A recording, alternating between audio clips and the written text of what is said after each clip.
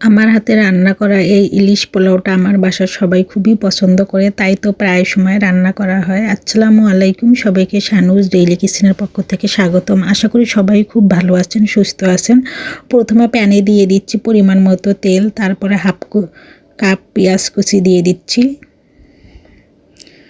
পেঁয়াজগুলোকে একটু ব্রেস্তা করে নেব। আর অন্যদিকে ইলিশ মাছগুলো পরিষ্কার করে ধুয়ে কেটে নিয়েছি। এখন সামান্য একটু হলুদ গুঁড়া, সামান্য একটু লাল মরিচের গুঁড়া, সামান্য একটু লবণ ও সামান্য একটু সরিষার তেল দিয়ে খুব সুন্দর মতো মেখে নেব। এতে মাছের কালারটা খুব সুন্দর আসবে। এদিকে আমার ব্রেস্তাটা হয়ে গিয়েছে, এখন উঠিয়ে নিচ্ছি।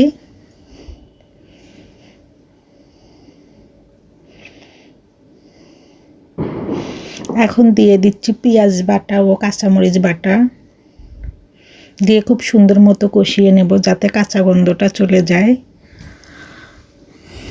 দিয়ে দিচ্ছি মাছের জন্য পরিমাণ মতো লবণ, জিরার গুঁড়া 1 চামচ, ধনিয়া গুঁড়া 1/2 চামচ, লাল মরিচের গুঁড়া 1 চামচ।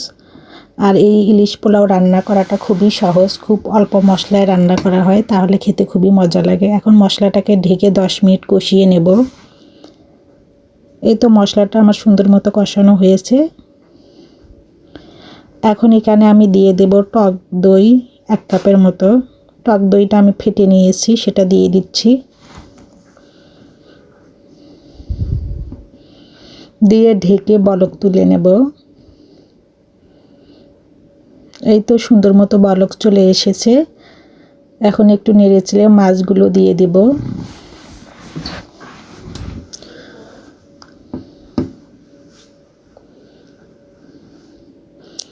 মিক্সার করে নিচ্ছি। ঢেকে প্রায় 10 মিনিট রান্না করব।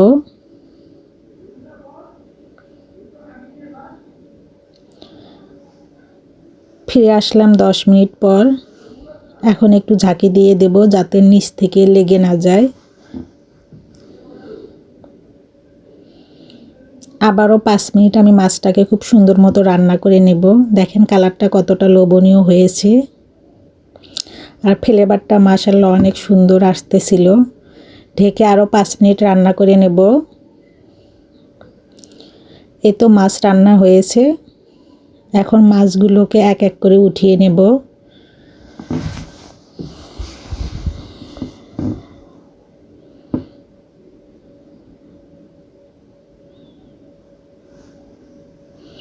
সবগুলো মাছ উঠিয়ে নিয়েছি। এখন মশলাটাকে একটু নেড়েচেড়ে নেব। আর ইলিশ মাছে একটু বেশি করে তেল দিয়ে রান্না করতে হয়, তাহলে খেতে বেশি মজা লাগে। এখন এই মশলার ভিতরে আমি ধুয়ে রাখা পোলার চালগুলো দিয়ে দেব। পোলার চালগুলো আগে থেকে ধুয়ে পরিষ্কার করে নিয়েছি, তারপরে একটা স্ট্রেনারে পানি ঝরিয়ে নিয়েছি। এখন খুব সুন্দর মতো চালটাকে ভেজে নেব মশলার সঙ্গে, এতে পোলাওটা অনেক ঝরঝরে হবে। এই তো চালগুলো ভাজা শেষ। এখন এখানে আমি পানি দিয়ে দেব, ফুটন্ত গরম পানি, চালের ডাবল।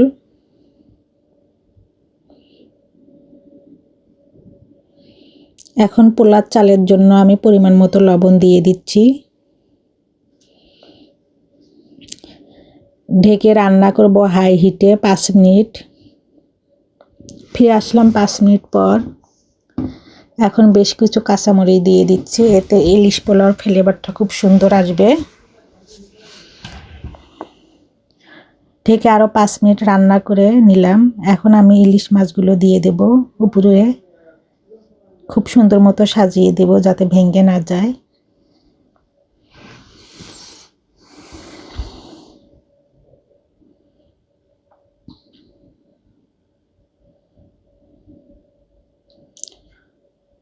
আর উপর থেকে একটু বেরেস্তা দিয়ে দেব, এতে ইলিশ পোলাওটা খেতে আরও বেশি মজা হবে, ফ্লেভারটাও অনেক ভালো আসবে। এখন ঢাকনা দিয়ে ঢেকে একদম লো আছে 20 মিনিট দমে রেখে দেব। ফিরে আসলাম 20 মিনিট পর। এই তো পোলার চালটা সুন্দর মতো সিদ্ধ হয়েছে। এখন মাছগুলো উপর থেকে উঠিয়ে নেব।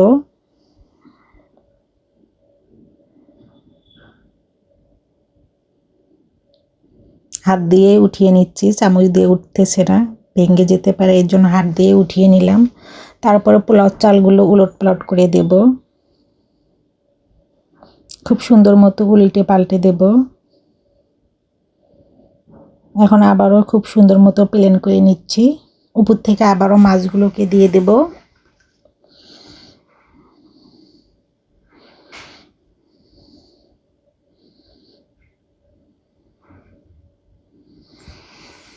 আরেকটু বেরেস্তা দিয়ে দিচ্ছি। ইলিশ পোলাওটা রান্না শেষ, আরেকটু আমি দমে রেখে দিয়েছিলাম 10 মিনিটের জন্য। এখন পরিবেশন করে নেব। এরকম ধোয়া উঠানো গরম গরম ইলিশ পোলাও খেতে অনেক মজা। আপনারা কে কে পছন্দ করেন অবশ্যই জানাবেন, আর আমার রেসিপিটা কেমন লাগলো সেটাও কমেন্ট করে বলবেন। এই তো ইলিশ পোলাওর ফাইনাল লুক, দেখতে যেমন সুন্দর হয়েছে, খেতেও মাশাআল্লাহ অনেক বেশি মজা ছিল। সবাইকে আমার ভিডিও দেখার জন্য ধন্যবাদ। সবাই আমার পেজটাকে লাইক, কমেন্ট, শেয়ার ও ফলো দিয়ে রাখবেন। আমার ইউটিউব চ্যানেলটাকে সাবস্ক্রাইব করে রাখবেন। সবাই ভালো থাকবেন। আল্লাহ হাফেজ।